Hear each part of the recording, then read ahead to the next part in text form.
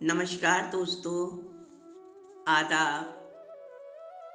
आप सभी को मेरी तरफ से महिला दिवस पर बहुत बहुत शुभकामनाएं कबूल हों। आपका जीवन सदैव मंगलमय हो।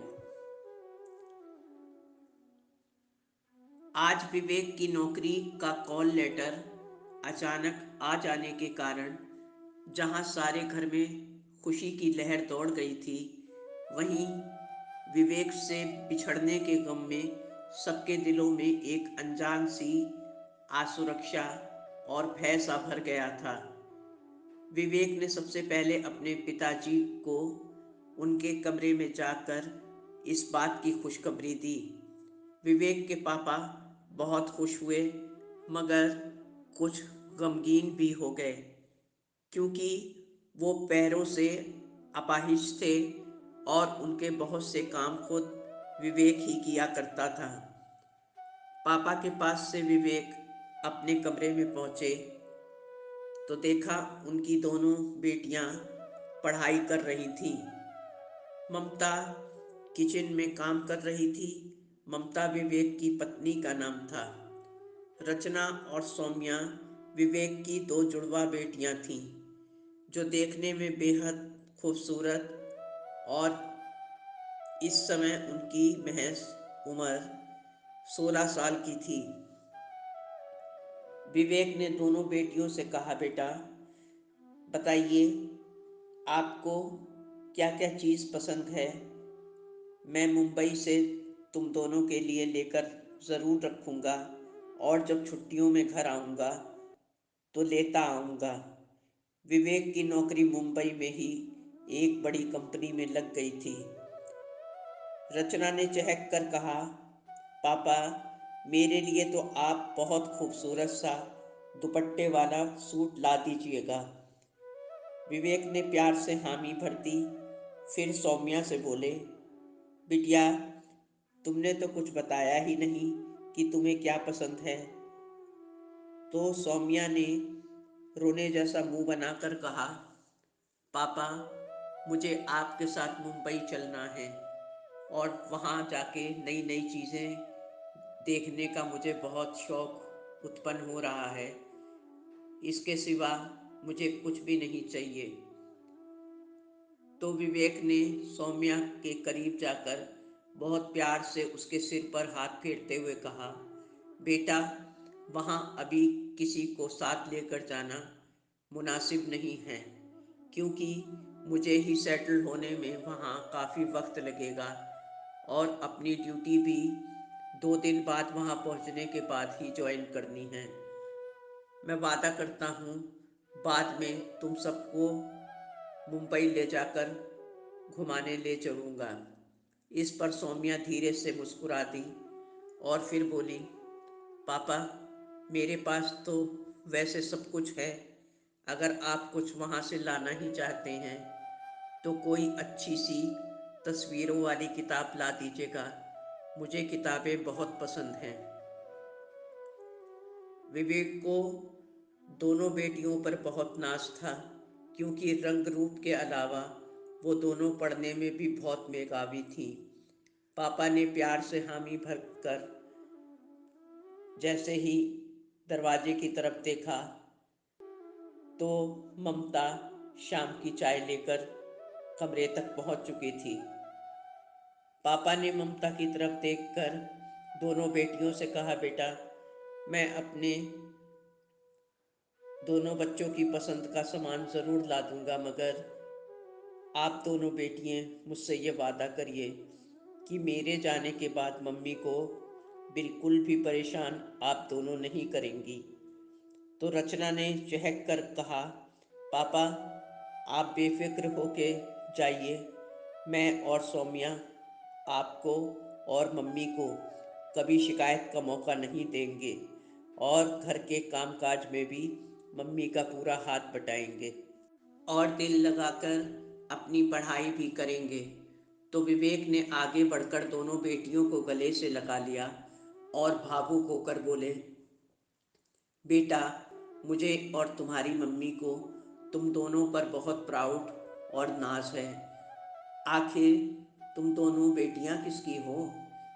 इस बात पर चारों लोग खिलखिलाकर हंसने लगे।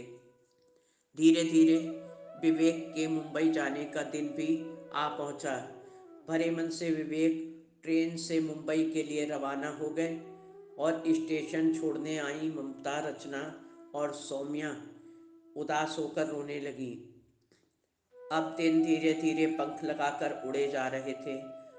दोनों बेटियों ने इंटर अच्छे नंबरों से पास कर लिया था। पापा को खबर फोन से मिल चुकी थी।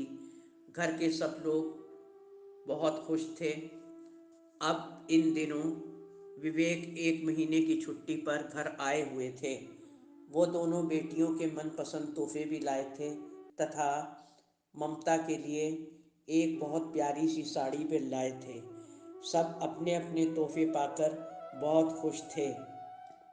चारों एक साथ ज़्यादा से ज़्यादा वक्त विवेक के साथ गुजारते थे और अब विवेक को बेटियों के विवाह की भी चिंता होने लगी।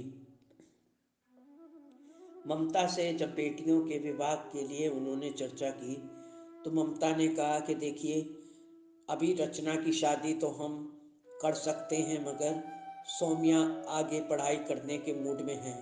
वो किसी भी कीमत पर अभी शादी के लिए राज़ी नहीं होगी। विवेक रचना की शादी के लिए राज़ी हो गए और बहुत ज़ोर शोर से रचना के लिए लड़का ढूंढा जाने लगा। जल्दी ही उनके एक मित्र का काबिल लड़का उन्हें पसंद आ गया। आनन फानन में गगन से रचना की मंगनी कर दी गई। विवेक ने अपनी दोस्ती को रिश्ते में बदल दिया। रचना गगन की शादी अगले साल गर्मियों के लिए तय हो गई, क्योंकि विवेक को छुट्टियां तभी मिलनी थी। फिर विवेक के जाने के बाद सौम्या अपनी आगे की पढ़ाई में व्यस्त हो गई, जबकि रचना डांस क्लासेस में जाने लगी थी। इस तरह दिन महीने तेजी से गुजरते जा रहे थे। फोन पर विवेक ने अपने दोस्त की रजामंदी से शादी की तारीख भी पक्की कर ली थी। अब तक गर्मियां भी आ चुकी थीं और कुछ दिन बाद छुट्टियों पर विवेक भी घर आ चुके थे और अब उनको और उनके दोस्त को बहुत ज़्यादा व्यस्त हो जाना पड़ा, क्योंकि शादी की तारीख बहुत करीब आ गई थी। फिर कुछ ही दिनों बाद धूमधाम से रचना और गगन की शादी हो गई और रचना गगन की पत्नी बनकर उसके घर आ गई। अब सौम्या अकेली हो गई थी। कुछ दिन तो रचना के बगैर सौम्या बहुत उदास रही। फिर कॉलेज खुलते ही अपनी पढ़ाई में खुद को उसने व्यस्त कर लिया। अब विवेक की छुट्टियां भी समाप्त होने वाली थी।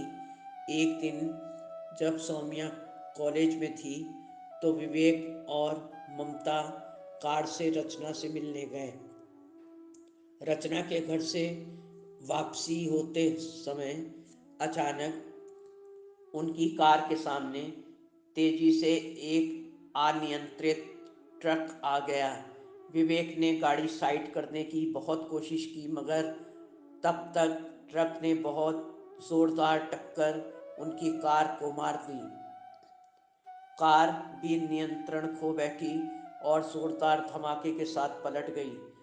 सब तरफ चीख पुकार मच गया और लोग दौड़कर कार के पास आए और उन सब ने मिलकर किसी तरह कार को सीधा किया तो देखा कि कार में एक स्त्री और पुरुष खून से लथपथ निश्चेष्ट पड़े हुए हैं। कुछ सज्जन लोगों ने तुरंत दोनों को पास के हॉस्पिटल में ले जाकर दिखाया। हॉस्पिटल में डॉक्टर ने चेकअप करके विवेक और ममता को मृत घोषित कर दिया। किसी तरह रचना और सौम्या को जब इस हादसे का ज्ञान हुआ तो बहुत कोहराम मच गया। फिर गगन ने दोनों बहनों को संभाला और ममता और विवेक का अंतिम संस्कार करके कुछ ज़रूरी रस्में भी निभाईं। इसके बाद वो रचना को साथ लेकर घर लौट गया। अब भरी दुनिया में सौम्या अकेली रह गई थी। उसकी पढ़ाई भी हालातों की वजह से छूट गई थी। पैसों की बहुत दिक्कत हो रही थी। सौम्या ने खुद को संभाला और आस पड़ोस में घर घर जाकर छोटे छोटे बच्चों को ट्यूशन पढ़ाने लगी। किसी तरह उसकी गुजर बसर होने लगी। जब सौम्या ज़्यादा व्याकुल होती, अकेलापन उसे बहुत खलता, तो रचना को फ़ोन कर लिया करती थी और कभी कभी उसके घर भी चली जाती थी। शुरू में तो सब ठीक रहा और रचना और गगन सामान्य रहे, मगर अब गगन को सौम्या का उन्हें फ़ोन करना व उनके घर आना जाना नागवार गुजरने लगा। गगन ने साफ साफ रचना से कहा कि अपनी बहन सौम्या से कहो कि वो शादी कर ले। अकेली औरत जिंदगी में इस तरह जिंदगी नहीं गुजार सकती। हम कब तक उसे सहारा देते रहेंगे? हमारी भी अपनी ज़िंदगी है, खर्चे हैं। तो एक दिन मौका देखकर रचना ने ये सब बातें सौम्या से कही। सौम्या सब समझ चुकी थी। उसने गगन और रचना से इस दिन के बाद से ही एक दूरी बना ली और जब कभी उधर से बहुत दिनों बाद कोई फ़ोन आता तो वो केवल हाँ हूँ कर देती या छोटा सा जवाब दे देती। लेकिन अब सौम्या के ख्वाबों के पंख जरूर कट चुके थे, मगर उसके मन का पंछी अपने अधूरे सपनों के लिए हमेशा छटपटाता रहा। वो अभी शादी नहीं करना चाहती थी। वो एक काबिल इंसान बन के दिखाना चाहती थी। अब उसने ट्यूशन के पैसों में से कुछ पैसे बचाने शुरू कर दिए ताकि दोबारा कॉलेज में अपनी पढ़ाई पूरी कर सके। दिन तेज रफ्तार से हवा के झोंकों की तरह गुजरते जा रहे थे। काफ़ी दिनों से रचना और गगन का कोई फ़ोन तक नहीं आया था। घर का सूनापन अपनी बेबसी पर आंसू बहाता और सौम्या को अब घर कभी अच्छा नहीं लगता था। दीवारें और माँ और बाप की पिक्चर देख देख के वो हमेशा रोती रहती। ये सब यादें उसको बहुत तड़पाती। जब घर के मेंबर एक दूसरे के बिना चैन से नहीं जी पाते थे, और आज कितनी तन्हा थी सौम्या। रात के इस वक्त 8 बज चुके थे। वो इन्हीं ख्यालों में खोई हुई थी कि अचानक फ़ोन की घंटी बजी। उसकी तंद्रा भंग हो गई। फ़ोन उठाकर उसने देखा तो रचना का फ़ोन था। उसने जल्दी से फ़ोन पर पूछा, हेलो, कैसी हो रचना? तो उधर से रचना की बहुत तेज़ी से रोने की आवाज़ सुनकर वो कांप उठी और बोली, क्या बात है रचना, क्यों रो रही हो, जल्दी बताओ। तो रचना ने सिसकते हुए कहा, सौम्या, गगन का बहुत बड़ा एक्सीडेंट हो गया है। सिर में बहुत ज़्यादा चोट आई है और बहुत खून बह रहा है। कुछ लोग उन्हें उनके पर्स से मिले एड्रेस पर यहाँ घर छोड़ गए हैं। इस वक्त भी वो बेहोश हैं। सौम्या, मैं अकेली हूँ, क्या करूँ क्या ना करूँ, कुछ समझ नहीं आ रहा। तो सौम्या ने तुरंत कहा, तुम घबराओ नहीं, मैं तुरंत पहुँचती हूँ, और फ़ोन काट दिया। और सौम्या ने फ़ोन काट कर तुरंत एम्बुलेंस वाले को फ़ोन मिलाकर रचना के घर का एड्रेस दे दिया और ख़ुद भी उनके घर रवाना हो गई। फिर घर पहुंचकर गगन को लेकर दोनों एम्बुलेंस से हॉस्पिटल पहुंची, जहां गगन की सीरियस हालत को देखकर डॉक्टर ने तुरंत उसे एडमिट कर लिया। फिर विवेक का बेहतर इलाज चलने लगा। सौम्या ने रचना को और गगन को इन दुख भरे दिनों में बहुत अच्छे से संभाला और उन्हें किसी बात की कोई दिक्कत न होने दी, और उसे अपना ध्यान न रहा कि वो कैसी है, कहाँ है। विवेक को इस वक्त होश आ चुका था। विवेक के सर में 18 टांके लगे थे। अब सौम्या बहुत भाग दौड़ करके विवेक और रचना का दवाई और खाने पीने का सारा इंतज़ाम किया करती थी। डॉक्टर के प्रयास और सौम्या की मेहनत रंग लाई। गगन कुछ ही दिनों में स्वस्थ होकर डिस्चार्ज होकर अपने घर आ गए। रचना और गगन को घर छोड़कर और उन्हें अच्छी तरह दवाओं और दूसरी बातों के लिए समझाकर जैसे ही सौम्या अपने घर के लिए जाने के लिए खड़ी हुई, तो दोनों ने बेसाख्ता उसका हाथ पकड़ लिया और फूट फूट कर रोने लगे। फिर गगन ने सौम्या से कहा कि मुझे माफ़ कर दो सौम्या, मैंने ही रचना को तुमसे मिलने से रोका था। नहीं जानता था कि तुम एक पुरुष से भी ज़्यादा स्ट्रॉन्ग और समझदार हो। इन कठिन दिनों में जिस तरह तुमने हमारा जी जान से साथ दिया और खुद की परवाह न करके हमारे लिए समर्पित हुई, तो हम दोनों को तुम पर बहुत गर्व है। सच तो ये है सौम्या कि अगर इन दिनों तुम हमारा साथ ना देती तो आज मैं जिंदा ना होता। ये बात खुद डॉक्टर ने टाँके लगाते वक्त मुझसे कही थी कि थोड़ी देर बाद अगर आप हॉस्पिटल ना आते तो आपका बचना बहुत मुश्किल था। सौम्या, मेरे जीवन की अब हर सांस तुम्हारी कर्जदार है।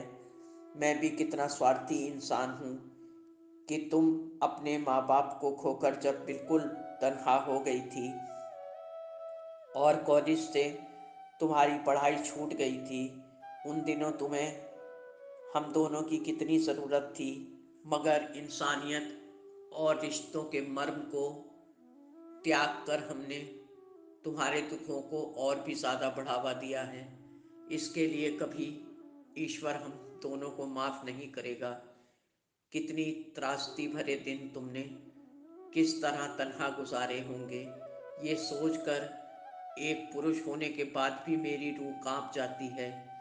हो सके तो सौम्या, हमें माफ़ कर दो। आज से तुम मेरी साली नहीं बल्कि एक छोटी प्यारी सी बहन हो। मैं तुम्हारे तुम्हारे सपनों को सजाकर उस स्थान पर पहुंचाऊंगा जिनको हालातों ने तुमसे कभी छीन लिया था। बोलो सौम्या, ये नया रिश्ता तुम्हें कबूल है? सौम्या जार जार रोए जा रही थी और बेसाख्ता गगन के सीने से लगकर तड़प कर बोली, गगन भैया, मैंने आप दोनों पर कोई एहसान नहीं किया है। ये तो मेरा फर्ज था। मेरी बहन के सुहाग थे आप। क्या मैं ये इंसानियत छोड़ देती? क्या मैं आपको नज़रअंदाज कर देती? मुझे आपका ये नया रिश्ता दिल से कबूल है। मैं खुशकिस्मत हूँ जो मुझे आप जैसा बहनोई भाई के रूप में मिला। और रचना ने भी हंसकर इस नए रिश्ते पर अपनी रजामंदी की मोहर लगा दी। दुख और संताप के सारे बादल छट चुके थे, जैसे पतझड़ के बाद फिर से बहारें आ गई हों। अब तीनों ही खुशियों के रथ पे सवार होके अपनी अपनी जिंदगियों को एक साथ एक नए आसमान के नीचे प्यार से गुजर बसर करने लगे। दोस्तों, उम्मीद है कि ये कहानी आपको अच्छी लगी होगी। चैनल को सब्सक्राइब और वीडियो को लाइक करना ना भूलें। अगर अवसर और वक्त मिलने पर एक स्त्री ये साबित कर देती है कि वो खुद में पूर्ण है, तो हम सब के लिए ये बहुत गर्व की बात है। आज अंतर्राष्ट्रीय महिला दिवस के शुभ अवसर पर ये कहानी मैं आप सबको समर्पित करती हूँ। किसी की प्रेरणा बनना ही सच्ची इंसानियत है। धन्यवाद। आपकी अपनी जैस्मीन।